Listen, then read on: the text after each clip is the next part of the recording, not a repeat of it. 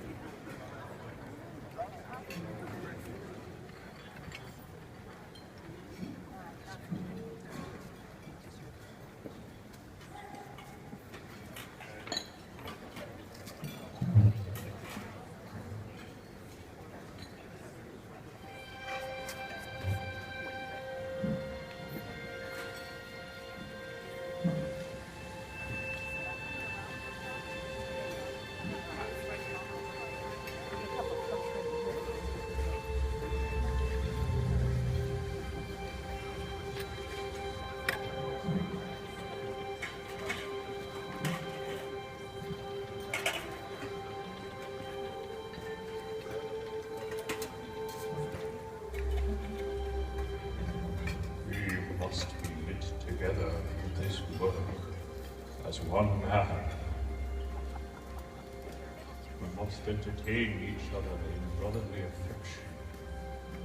We must be willing to abridge ourselves of our superfluities for the supply of others' necessities. We must uphold a familiar cause together in all meekness, gentleness, patience, and liberality. We must delight in each other, make others' conditions our own, rejoice together, mourn together, labor and suffer together, always having before our eyes our commission and community in the work. Our community as members of the same body,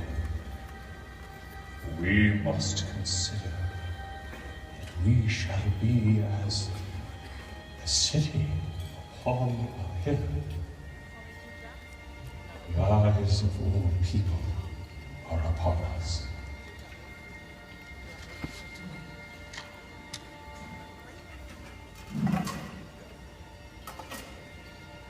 Whereas our most dear and royal father, King James, was given and granted unto the council in Massachusetts for the planting, ruling, ordering, and governing of New England in America, throughout the main lands from sea to sea, to have and to hold, to possess and enjoy the aforesaid continent.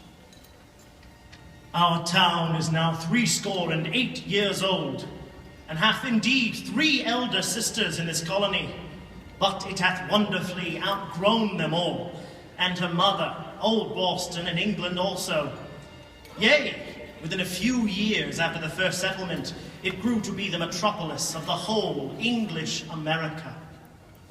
It is truly a miserable thing that no sooner do we leave fighting our neighbors, the French, but that we must fall to quarreling among ourselves. Let the consequences be what they will. I am determined to proceed.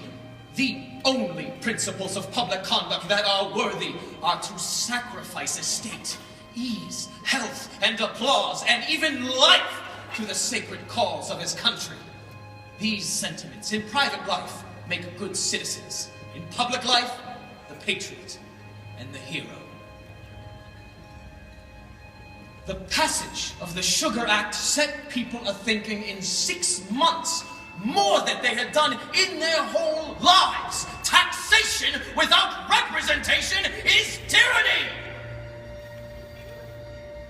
Liberty must, at all hazards, be supported. We have a right to it, derived from our Maker. But if we had not, our fathers have earned and bought it for us, at the expense of their ease, their estates, their pleasure, and their blood. For true patriots to be silent is dangerous. The liberties of our country, the freedom of our civil constitution are worth defending against all hazards, and it is our duty to defend them against all attacks. Though we consider thee as a public enemy, we regard thee as a private friend.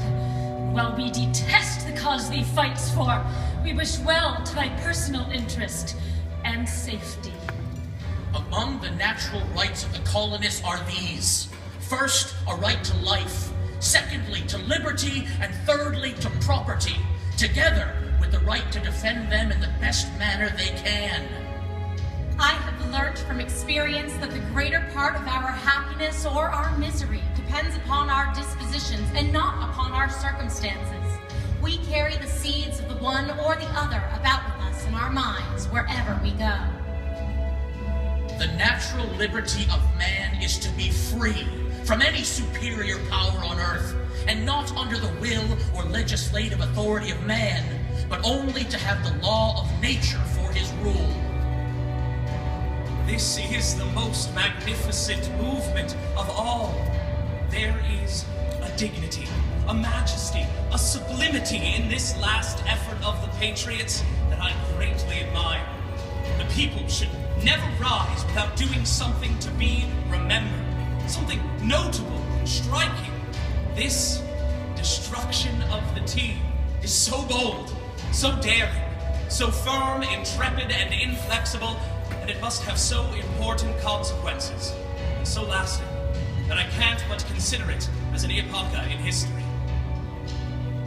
These are the times in which a genius would wish to live. It is not in the still calm of life or the repose of a Pacific station that great characters are formed. The habits of a vigorous mind are formed in contending with difficulties. Great necessities call out great virtues.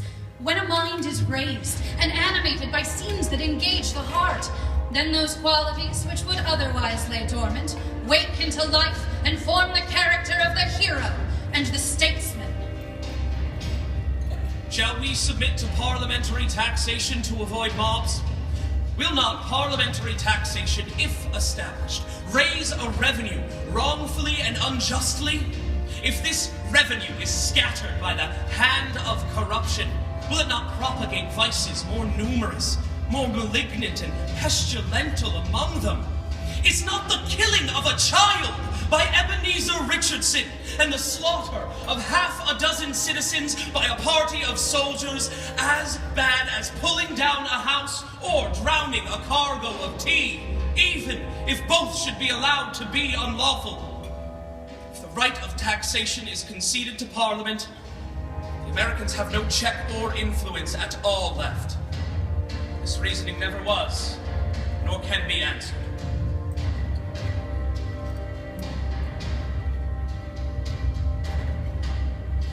The distinctions between Virginians, Pennsylvanians, New Yorkers, and New Englanders are no more. I am not a Virginian, but an American.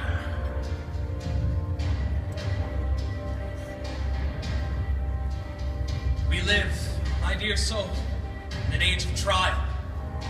What will be the consequence, I know not. The town of Boston, for aught I can see, must suffer martyrdom. It must expire. And our principal consolation is that it dies in a noble cause. The cause of truth, of virtue, of liberty, and of humanity. And that it will probably have a glorious reformation to greater wealth, splendor, and power than ever. America stands armed with resolution and virtue, but she still recoils at the idea of drawing the sword against the nation from whence she derived her origin. Yet Britain, like an unnatural parent, is ready to plunge her dagger into the bosom of her affectionate offspring. But may we not hope for more lenient measures?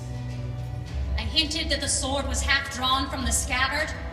Since then, it has been unsheathed. Almost every tongue is calling on the justice of heaven to punish the disturbers of the peace, liberty, and happiness of their country. I have always, from my earliest youth, considered it as the indispensable duty of every member of society, as a faithful subject of the state, to use his utmost endeavors to oppose every traitorous plot its enemies may devise for its destruction. Our country is in danger, but not to be despaired of. Our enemies are numerous and powerful, but we have many friends, determining to be free, and heaven and earth will aid the resolution. On you depend the fortunes of America. You are to decide the important question on which rests the happiness and liberty of millions yet unborn. Act worthy of yourselves. I conjure you, by all that is dear, by all that is honorable, by all that is sacred, not only that ye pray, but that you act, that if necessary you fight and even die for the prosperity of our country. Nevertheless, to the persecution and tyranny of his cruel ministry we will not tamely submit.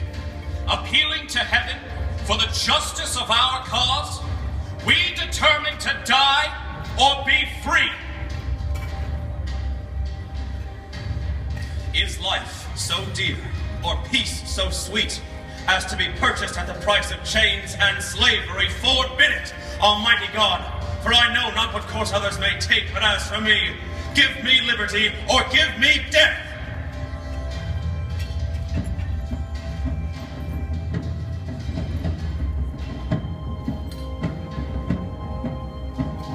Don't fire unless fired upon, but if they mean to have a war, let it begin here.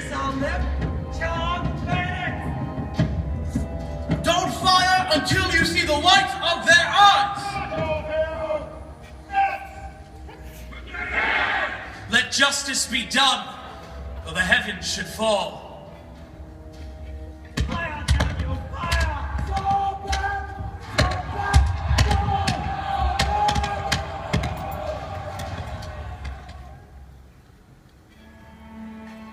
Human nature itself is evermore an advocate for liberty.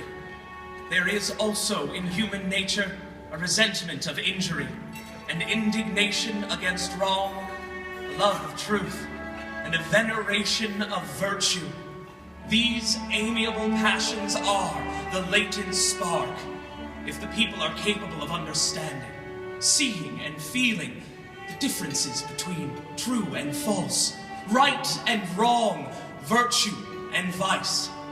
To what better principle can the friends of mankind apply than to the sense of this difference?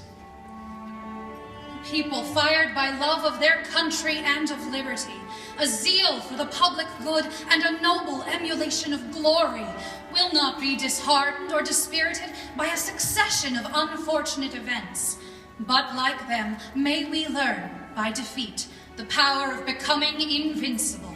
To be good and do good is the whole duty of man comprised in a few words. It is necessary for every American with becoming energy to endeavor to stop the dissemination of principles evidently destructive of the cause for which they have bled.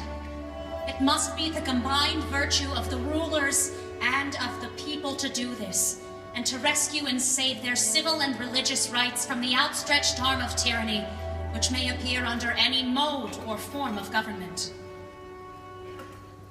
Our own country's honor all call upon us for a vigorous and manly exertion, and if we now shamefully fail, we shall become infamous to the whole world.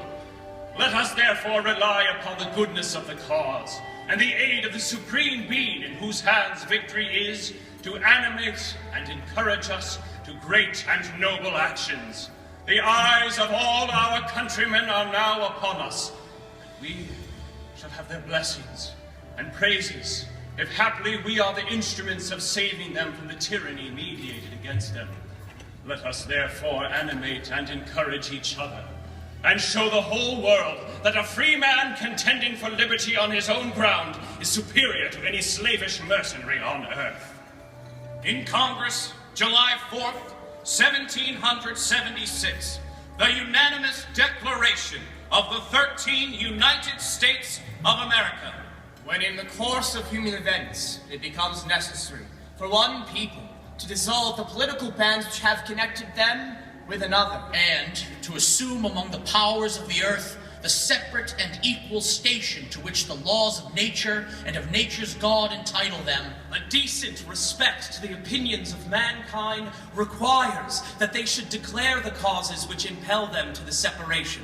We hold these truths to be self-evident, that all men are created equal, that they are endowed by their Creator with certain unalienable rights, that among these are life, liberty, and the pursuit of happiness. But I have been guided by the standard John Winthrop set before his shipmates on the flagship Arabella 331 years ago, as they too faced the task of building a new government on a perilous frontier. We must always consider, he said, that we shall be as a city upon a hill.